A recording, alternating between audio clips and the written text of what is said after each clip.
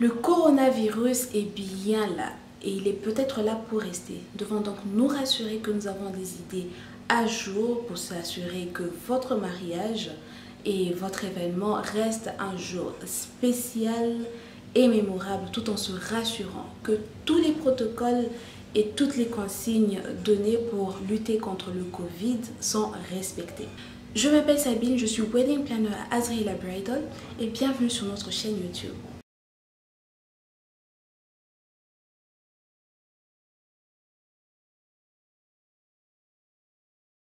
Aujourd'hui, nous allons parler du coronavirus et de votre événement, plus particulièrement de votre mariage.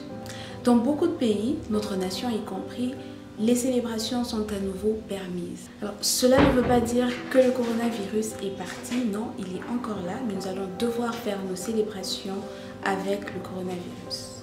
Et oui, pendant un moment ou pour toujours, nous allons devoir célébrer avec le corona. Et donc, comment se protéger, comment protéger ses invités et comment protéger ses prestataires.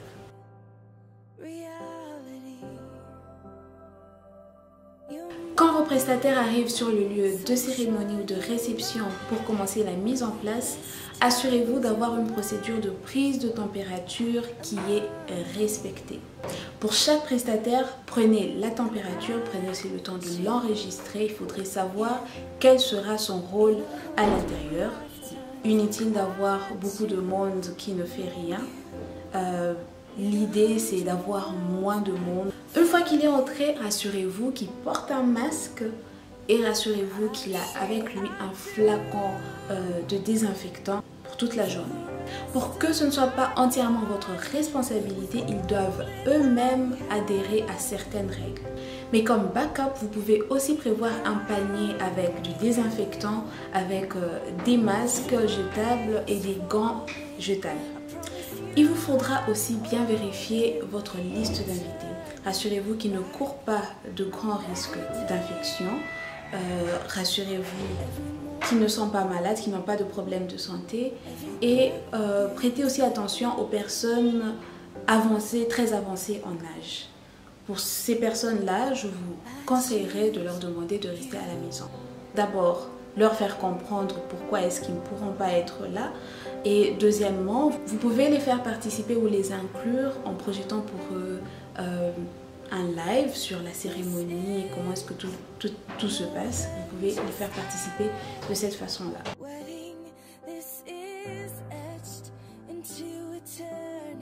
La première chose à faire à l'arrivée de vos invités, c'est de les désinfecter.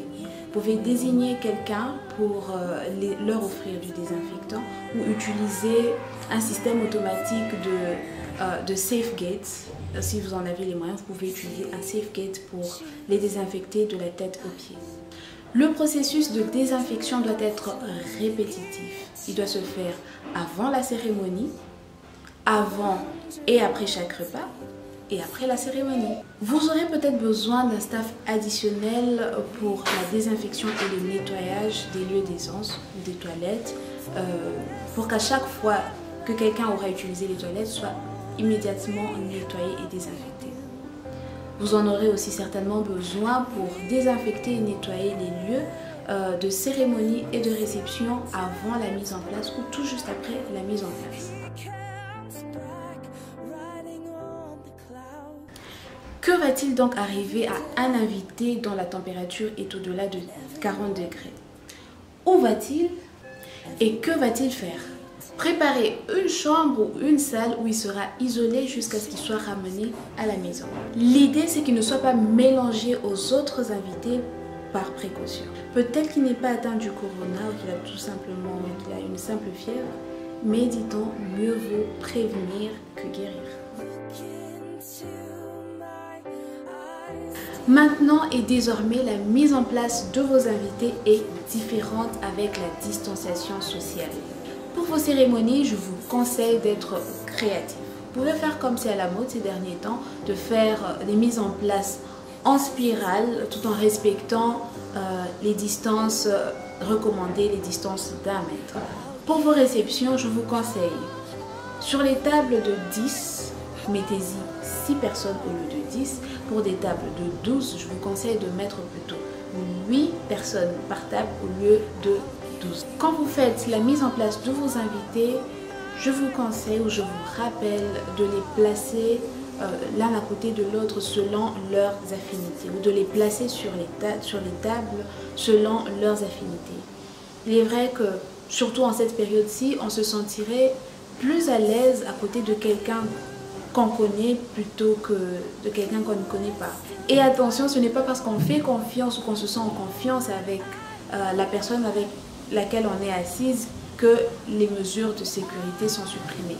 Non, on continue à garder nos distances, on continue à respecter tous les gestes barrières, mais on est quand même en confiance. Le repas. Il faudrait peut-être individualiser les plats ou alors avoir une personne pour servir un invité à la fois. Si vous optez pour un buffet, je vous conseillerais de continuer à respecter la distance d'1 mètre entre les invités qui sont servis. Ou alors ne servir qu'un invité à la fois.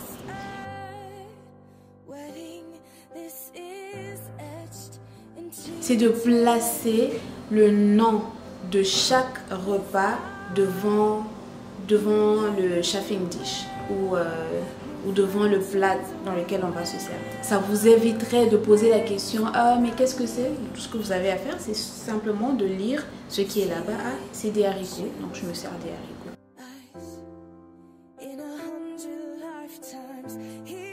La distanciation sociale. On en a un peu parlé quand on a parlé de la mise en place, mais je voudrais qu'on en parle encore sur la piste de danse. J'aurais peut-être suggéré de ne pas avoir de moment de danse du tout, à part la première danse du couple, mais je risque de me faire lapider. Donc voilà ce que vous pouvez faire. Prévoyez une piste large. Donc vous limitez un nombre de personnes sur la piste pour éviter d'avoir des attroupements. Prévoir quelques espaces, quelques coins de danse dans la salle pour éviter que tout le monde soit sur ce qu'on appelle piste, pour éviter que tout le monde se retrouve autour de la piste et augmenter le taux ou la probabilité de contamination. Je vous conseille aussi de trouver des espaces larges, suffisamment larges pour installer plusieurs tables, des tables qui vous permettent de mettre des gens tout en respectant la distanciation sociale. Trouver des salles qui vous permettent d'avoir suffisamment d'espace aussi pour que les gens puissent danser, comme je vous ai dit tout à l'heure.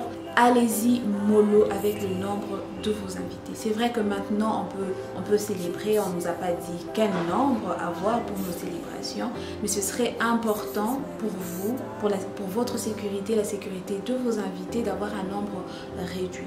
Un nombre réduit, oui, mais dans un espace assez large pour contenir tout le monde. Et encouragez vos invités à porter des masques. Offrez-leur du désinfectant. Quand vous respectez ces choses et que vos invités voient que vous vous souciez de leur bien-être, ça les met en confiance. Ça les encourage à venir à votre fête, peut-être à y rester assez longtemps.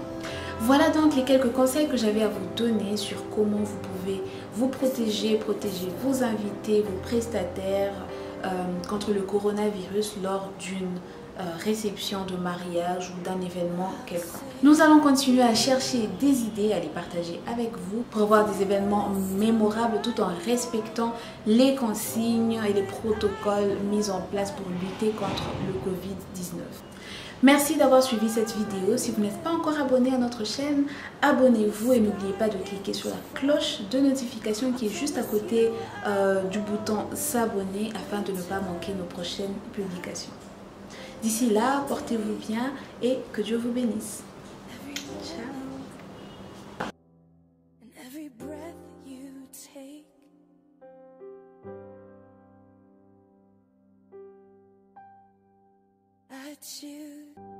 I choose you.